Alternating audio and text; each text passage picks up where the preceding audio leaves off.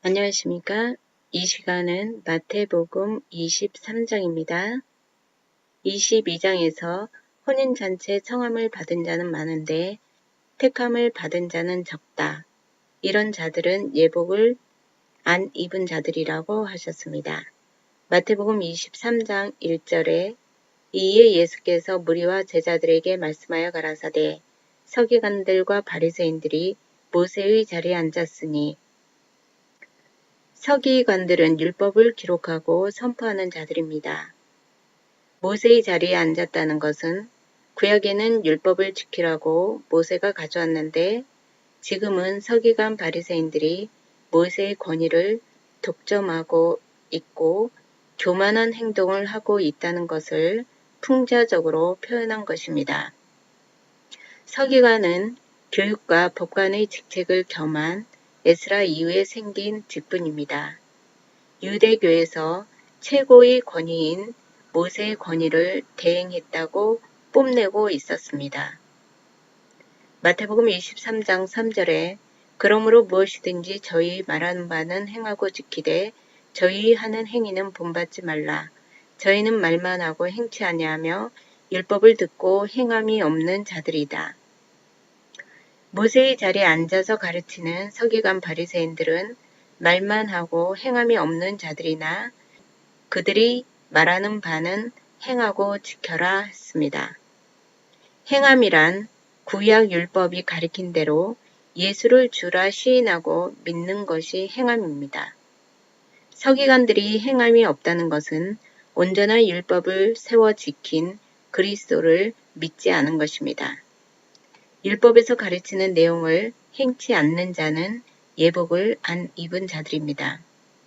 예수는 그리스도고 믿는 행위를 안 하고 있다는 것입니다. 마태복음 23장 4절에 또 무거운 짐을 묶어 사람의 어깨에 지우되 자기는 이것을 한 손가락으로도 움직이려 하지 아니하며 무거운 짐이란 안 지키면 죽고 지키기엔 너무나 어려운 율법을 이스라엘 민족의 어깨에 지워서 지켜라 지켜라 압박하고 협박하면서도 저들 서기관들은 한 손가락만 움직여도 할 수 있는 것도 하지 않는다는 것입니다. 마태복음 23장 5절에 저희 모든 행위를 사람에게 보이고자 하여 하나니 곧 그 차는 경문을 넓게 하며 옷수를 크게 하고 경문은 히브리어로 기도의 끈이란 뜻이 있습니다. 유대인들은 기도할 때에 왼쪽 팔과 이마에 경문을 붙였습니다. 경문의 크기는 랍비들에 의해 규정되어 있는데 외식주의자들은 자기의 경건을 과시하기 위해 규정보다 크고 넓게 만들었습니다.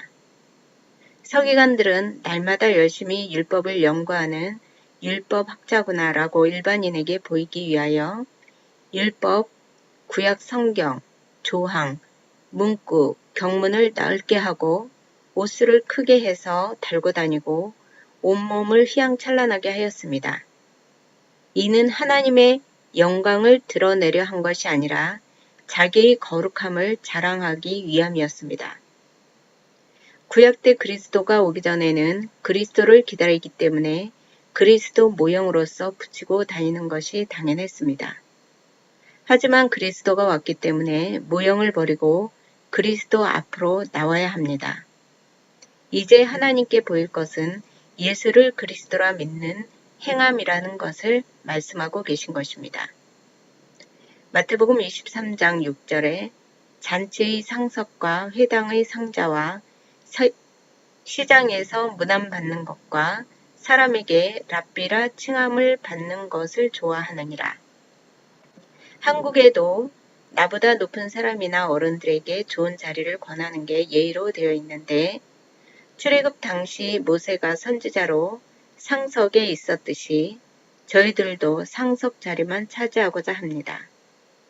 바리새인과 서기관들은 이렇게 좋은 자리를 차지하고 일반 이스라엘 사람들에게 먼저 인사를 받으며 목에 힘을 주고 많은 사람들이 있는 시장을 걸어갑니다.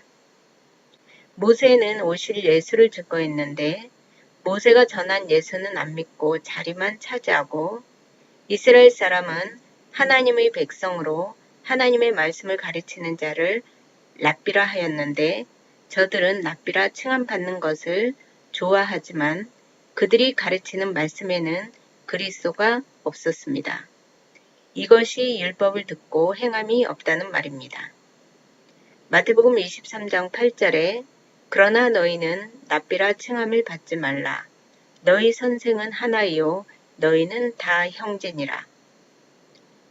랍비란 나의 주, 나의 선생님이라는 뜻입니다. 선생이 하나라는 것은 그리스도만이 선생이라는 것입니다. 너희가 랍비라 칭함을 받으면 그리스도만이 가지고 있는 선생의 직을 가로채는 것이고 예복을 못 입는다는 것입니다. 랍비라 칭함을 받는 그 자들도 다 그리스도에게 배워야 할 자들입니다. 이 땅에서는 선생이라 불릴 만한 자는 아무도 없습니다. 너희는 다 형제라고 했습니다. 우리는 그리스도를 머리로 한 지체로서 모두 형제입니다. 우리는 다 형제고 우리보다 조금이라도 위에 있는 자는 아무도 없습니다. 마태복음 23장 9절에 땅에 있는 자를 아비라 하지 말라. 너희 아버지는 하나이시니 곧 하늘에 계신 자신이라. 아버지가 하나라고 한 것은 육에 관한 것을 말씀하시는 것이 아니라 영적인 것에 관한 것을 말씀하십니다. 마태복음 23장 10절에 또한 지도자라 칭함을 받지 말라. 너희 지도자는 하나이니 곧 그리스도니라. 이 땅에서 아무도 지도자라 칭함을 받지 말라 하십니다. 지도자는 하나이니 곧 그리스도이십니다. 개혁교회에서 목사는 하나님을 아는 지식이 일반인보다 더 많은 자로서 지도자가 아니고 가르치는 자입니다. 마태복음 23장 11절에 너희 중에 큰 자는 너희를 섬기는 자가 되어야 하리라. 기독교에서의 큰 자는 하나님의 말씀을 많이 먹고 장성한 자입니다. 거듭난 자 중에 하나님의 지식이 많은 만큼 자기 자리를 찾아 섬기는 자가 되어야 한다는 것입니다. 천방지축같이 날뛰던 자도 성경을 깨달으면 깨달을수록 육신의 소욕이 벗겨지고 내 모습을 온전히 볼 수 있습니다. 내 모습을 온전히 보게 되면 어떻게 될까요? 죄악으로 완전히 죽었으나 칭의로 살아난 모습을 볼 수 있습니다.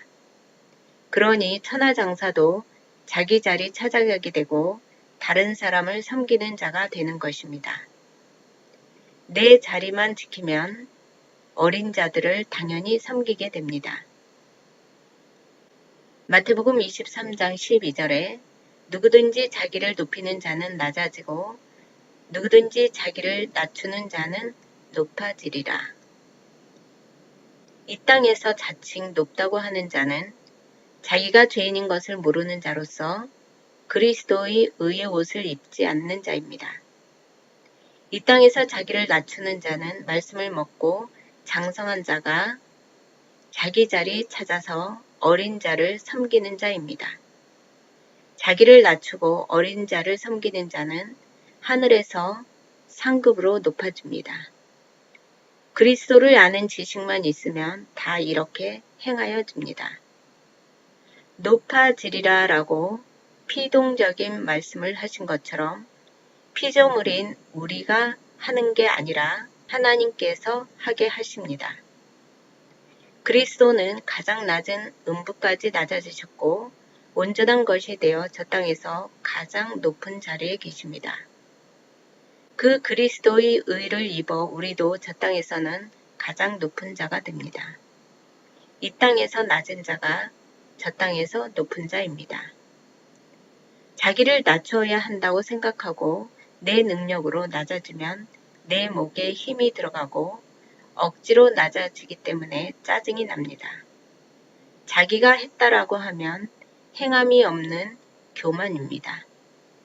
기독교에서의 겸손은 자기를 낮춰야 한다고 생각하는 게 아니라 내 자리가 저 미치기 때문에 당연히 내 자리를 찾아가는 것입니다.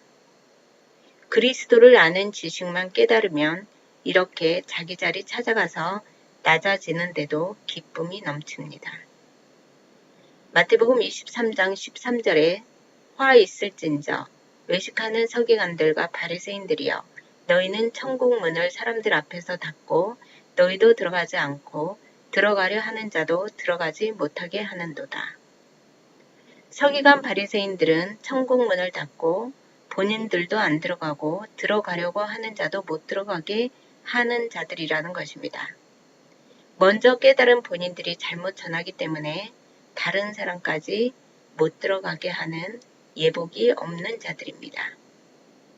마태복음 23장 15절에 화 있을진저 외식하는 서기관들과 바리새인들이여 너희는 교인 하나를 얻기 위하여 바다와 육지를 두루 다니다가 생기면 너희보다 배나 더 지옥 자식이 되게 하는도다. 화 있을진저 외식하는 이라고 하는 외식은 속과 겉이 다르게 행동하는 것을 말합니다. 행하지도 못할 소리를 하고 틀린 소리를 하고 하나님 말씀과 가르치는 내용이 일치가 안 되는 것입니다. 본인도 지키지 못하는 것을 이방인에게 일반 이스라엘 백성에게 자꾸 지키라고 합니다. 율법은 행함을 위해 뜻을 잊어버리지 말라고 주었는데 뜻은 잊어버리고 문자대로만 하려니까 외식하는 자들이 되는 것입니다. 반대로 택자들은 겉과 속이 똑같습니다. 가르침대로 행하는 자가 택자들입니다. 교인 하나를 얻기 위해 온 지역을 열심히 다니다가 교인을 얻으면 그 교인은 너희보다 배나 더 독한 지옥 자식이 되게 한다고 하셨습니다. 왜 배나 더 지옥 자식이 될까요? 가르친 내용이 자꾸 변질된 새끼를 쳐서 악화가 양화를 구축하듯 너희들보다 더 나쁜 지옥 자식이 되기 때문입니다. 바리새인들이 얻은 교인이 바리새인들보다 더 남을 죽이는 자들이 되는 것입니다. 바리새인보다 바리새인이 키운 자식들이 더 다른 사람을 죽이는 사람이 된다. 이런 행동을 하는 자들이 예복을 못 입는 자들입니다. 마태복음 23장 16절에 화 있을진저 소경된 인도자여 너희가 말하되 누구든지 성전으로 맹세하면 아무 일 없거니와 성전의 금으로 맹세하면 지킬지라 하는도다.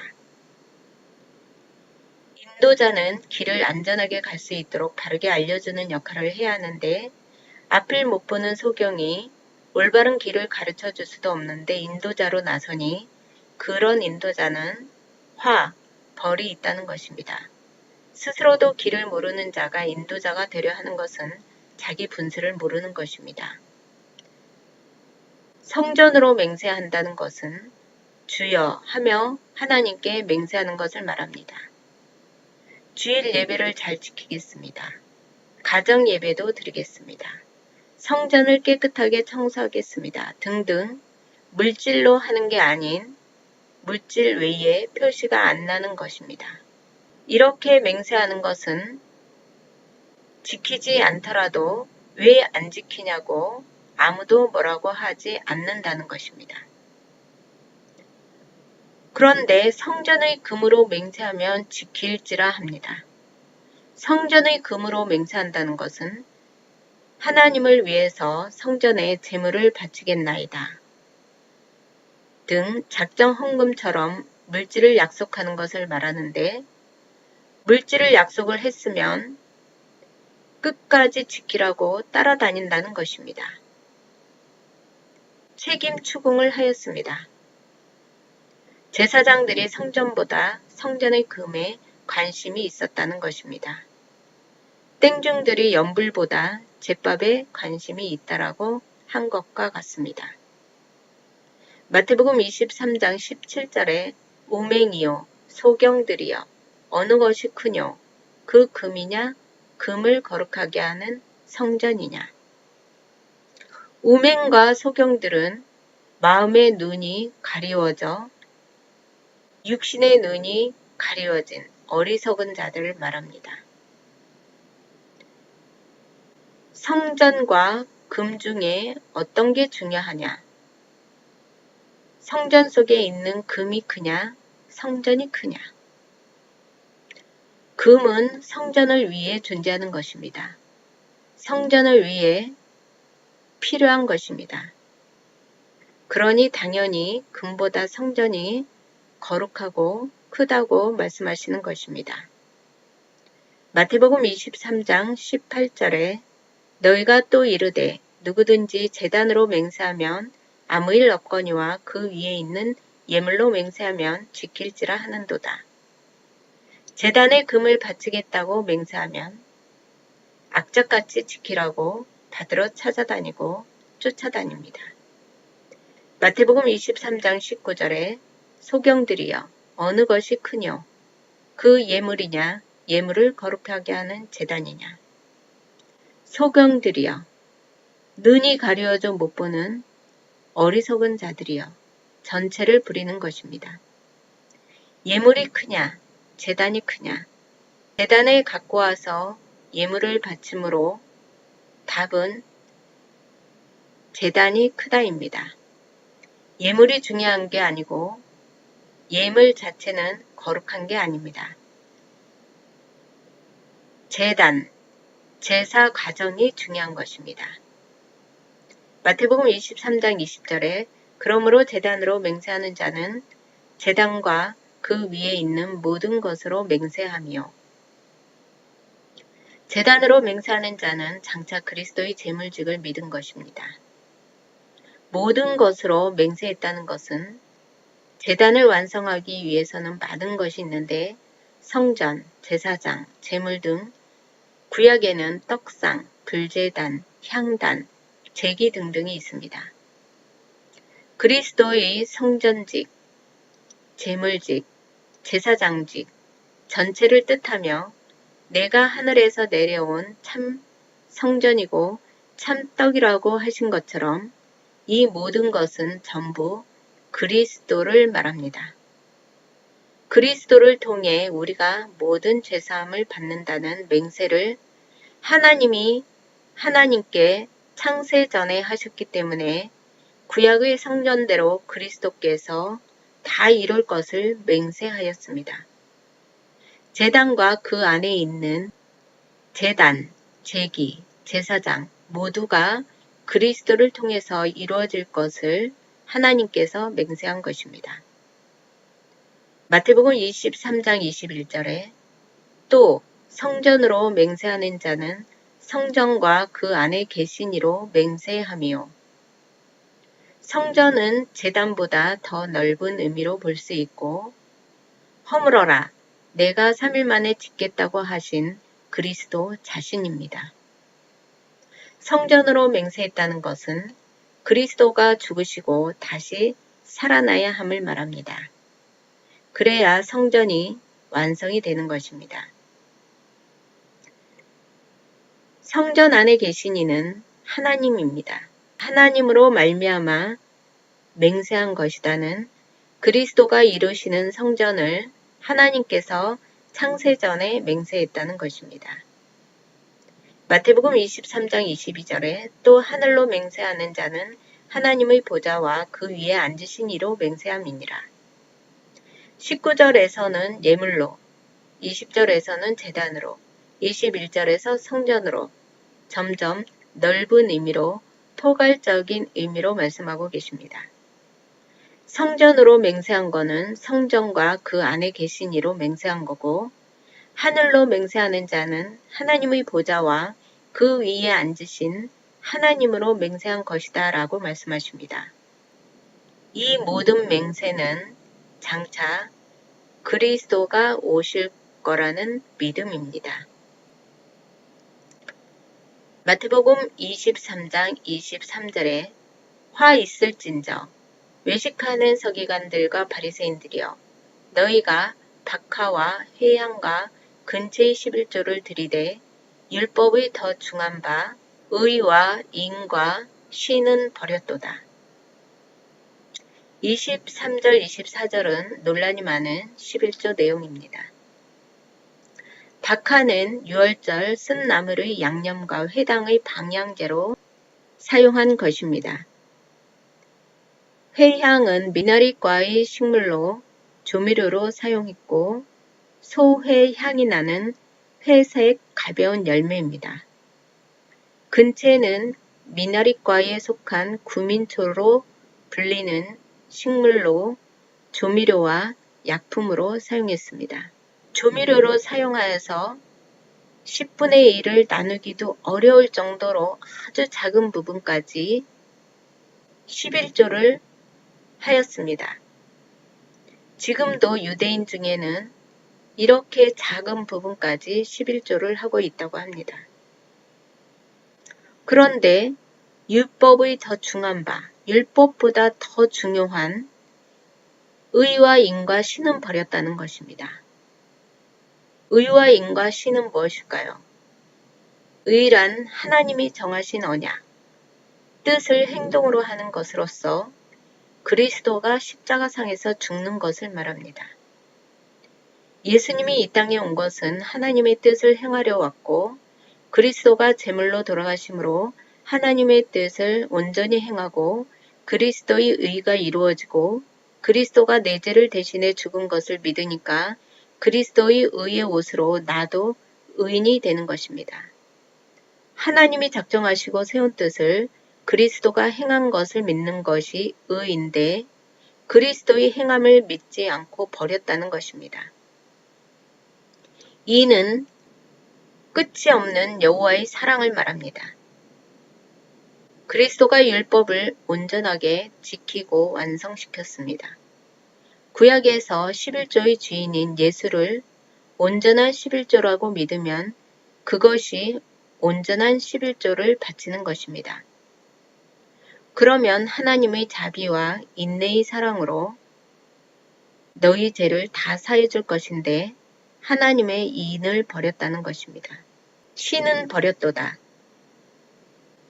신은 영원전에 준비한 그리스도를 믿는 믿음입니다.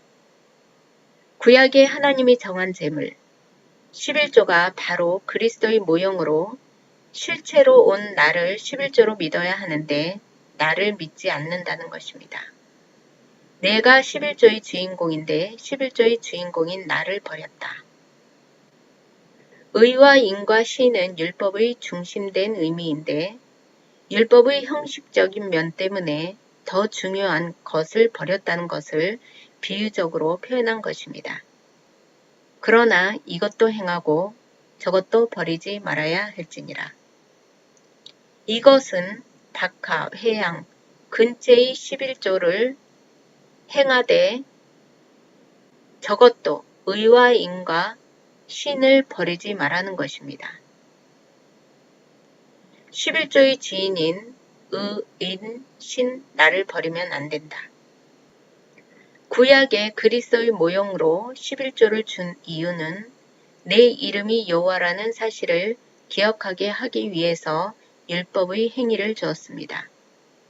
하나님이 구약 10조에게 언약한 것은 시간 속에서 2000년 전에 예수님이 오셔서 다 성취되었습니다. 율법을 준 이유는 율법의 행함을 통해 뜻을 잊어버리지 말라고 주었는데 뜻은 잊어버리고 글자, 문자, 말대로만 행한다고 하니까 외식하는 자들이라고 하신 것입니다. 마태복음 23장 24절에 소경된 인도자여 하루살이는 걸러내고 약대는 삼키는도다.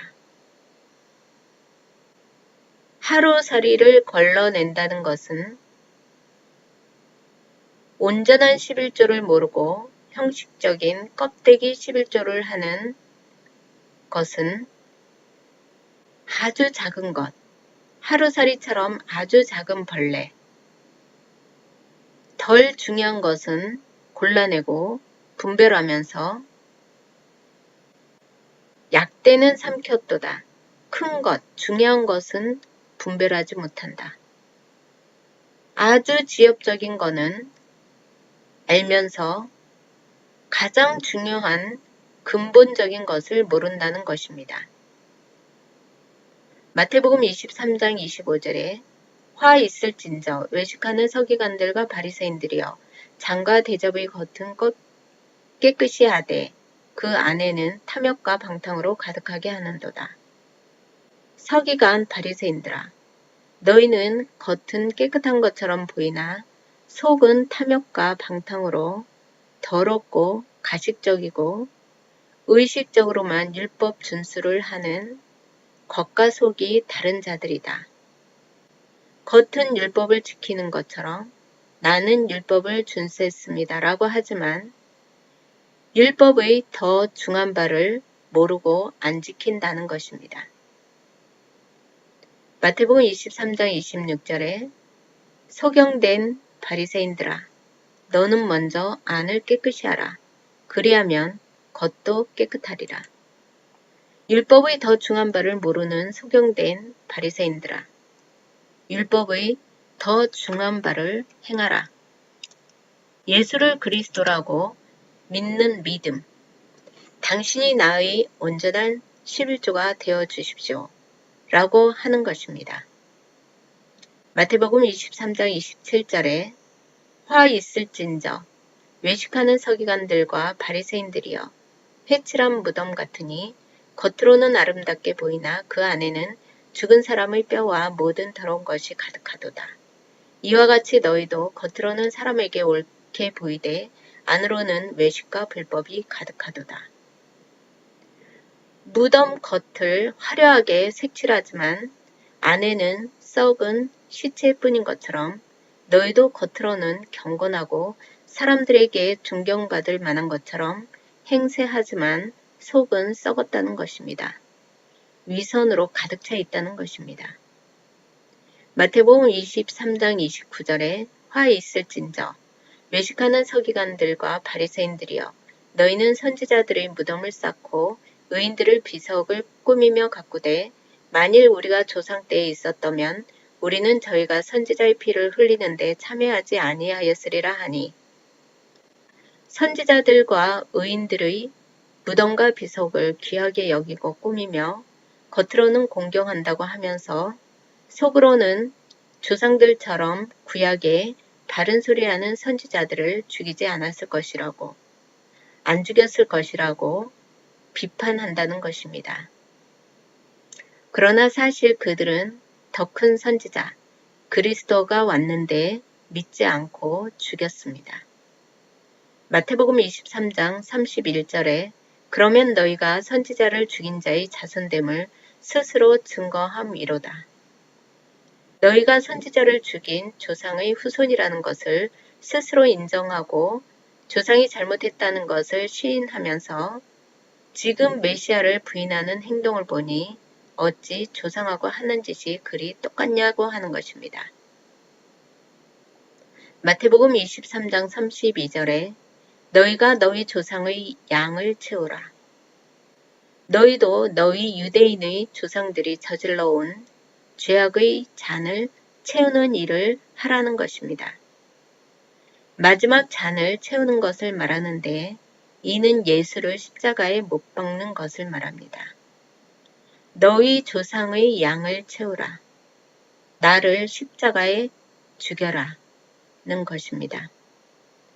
마태복음 23장 33절에 뱀들아 독사의 새끼들아 너희가 어떻게 지옥의 판결을 피하겠느냐. 뱀 독사는 악의와 교활함이 가득한 자라는 뜻의 욕입니다. 서기관과 바리새인들을 뱀과 독사의 새끼들이라고 하며 심판 때 영원한 사막, 지옥으로 갈 것이라고 하신 것입니다. 마태복음 23장 34절에 그러므로 내가 너희에게 선지자들과 지혜 있는 자들과 서기관들을 보내매 너희가 그 중에서 덜어는 죽이고 십자가에 못 박고 그 중에 덜어는 너희 회당에서 채찍질하고 이 동네에서 저 동네로 구박하리라. 뱀과 독사 같은 위선자, 서기관, 바리새인 너희들 대신에 하나님의 말씀을 자기 직분대로 그대로 전하는 진짜 서기관들을 나 그리스도가 보낼 것이다. 너희들은 그들을 핍박하여 죽이기도 하고 십자가에 못 박기도 하고 회당에서 채찍질하기도 하여 그들은 이곳저곳에서 순환을 당할 것이다 라고 앞으로 예수님과 지혜 있는 말씀을 전하는 서기관, 제자들이 당할 핍박, 엄청난 박해를 미리 말씀해주고 계십니다. 마태복음 23장 35절에 그러므로 의인 아벨의 피로부터 성전과 제단 사이에서 너희가 죽인 바라게의 아들 사가랴의 피까지 땅 위에서 흘린 의로운 피가 다 너희에게 돌아가리라. 아벨은 왜 의인이라고 하셨을까요? 아벨은 오실 그리스도를 믿고 제사를 드렸기 때문입니다. 하나님이 좋아하는 행동을 그대로 드러냈기 때문입니다.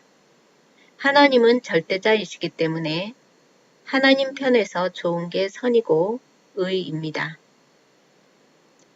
사가랴의 피는 여호야다 왕이 죽고 난 후 요아스 왕 때 이스라엘의 우상 숭배를 질책하다 성전 뜰에서 돌로 맞아 죽은 스가랴 선지자를 말합니다. 피를 흘린다는 것은 죽음을 의미하고 심판을 의미합니다. 의로운 자를 죽인 대가로 너희는 지옥의 심판을 받을 것이다. 예수님은 바리새인을 달래거나 설득하지 않았습니다. 그들을 깨우치게 해서 돌아오게 하려고 하지 않은 이유는 그들은 유기된 불택자들이기 때문입니다. 그래서 가차없이 심판을 피하지 못할 것이라고 하셨습니다. 마태복음 23장 36절에 내가 진실로 너희에게 이르노니 이것이 다 이 세대에게 돌아가리라. 이것은 바리새인들에게 의인들의 피가 돌아가는 것을 말합니다. 바리새인들이 심판받는 것을 말합니다. 이 세대는 직접적으로는 당시 예수님을 죽인 세대부터 시작하여 재림 직전까지의 환란의 시대를 말합니다. 마태복음 23장 37절에 예루살렘아 예루살렘아 선지자들을 죽이고 네게 파송된 자를 돌로 치는 자여 암탉이 그 새끼를 날개 아래 모음같이 내가 네 자녀를 모으려 한 일이 몇 번이냐 그러나 너희가 원치 아니하였도다. 예루살렘아 예루살렘아라고 부른 것은 살렘은 평화라는 뜻으로 택하신 평화의 도시여라고 부르는 것입니다. 하나님이 택하여 평강을 준 도시인데 선지자들을 죽이는 살인이 이루어지니 한탄하듯이 부르는 것입니다. 암탉이 새끼를 품듯이 하나님께서 예루살렘의 자녀들, 택자, 불택자들을 하나가 되게 모으려고 죄인을 부르러 구약부터 선지자를 보내고 파송시켰는데 너희는 원치 않고 그들을 돌로 쳐 죽였다고 하였습니다. 마태복음 23장 38절에 보라, 너희 집이 황폐하여 버림바 되리라. 너희 집은 예루살렘아 예루살렘아 부른 것처럼 하나님이 택하신 평강의 도시, 대표적 도시 예루살렘을 포함한 이스라엘을 말합니다. 버림바는 버렸다처럼 아주 버린 게 아니고 잠시 버린 것처럼 되지만 언젠가는 다시 세운 바 된다는 뜻입니다. 버린 바 된다 예언처럼 예수님 말씀대로 주후 70년 예루살렘 성전이 없어졌습니다. 그 후 그리스 신화에 나오는 신전을 세워 지금은 이슬람 성전이 되어 있습니다. 예수님 당시는 로마 속국이었지만 나라 자체는 있었는데 너희 집이 황폐하여 버림바 되리라 한 것처럼 황폐하여 버림바 되었던 약 2000년 동안 이스라엘 백성은 나라 없이 전 세계에 흩어져 있었습니다. 성경 말씀의 예언을 이루기 위해 이스라엘이 국가적으로 회개하고 돌아와야 하므로 눈에 보이는 국가가 1948년 세워졌고 회개하고 돌아오는 전초 가정은 세워진 것입니다. 2000년 만에 세워진 이스라엘 민족이 대단한 게 아니고 여호와 하나님께서 하시는 일입니다. 하나님이 살아서 역사하고 계신 것입니다. 게르만 민족이 유대 민족을 말살하려 했지만 성경 말씀 예언이 이루어지기 위해 이스라엘 민족과 국가는 꼭 필요합니다. 마태복음 23장 39절에 내가 너희에게 이르노니 이제부터 너희는 찬송하리로다. 주의 이름으로 오시는 이여 할 때까지 나를 보지 못하리라 하시니라. 예수님께서 이스라엘 사람들에게 예언하시기를 선지자와 파송자를 믿지 않고 죽인 너희들은 이스라엘이 황폐하게 되리라 한 예언대로 이스라엘이 황폐하게 된 때부터 시작해서 너희 입에서 호산나 주여 하고 과거의 죄를 잡아갈 때까지 그리스도가 안 온다는 것입니다. 이스라엘 집이 무너져 황폐하게 되자 이방인이 이스라엘 민족의 버린 돌을 주어서 집을 지었습니다.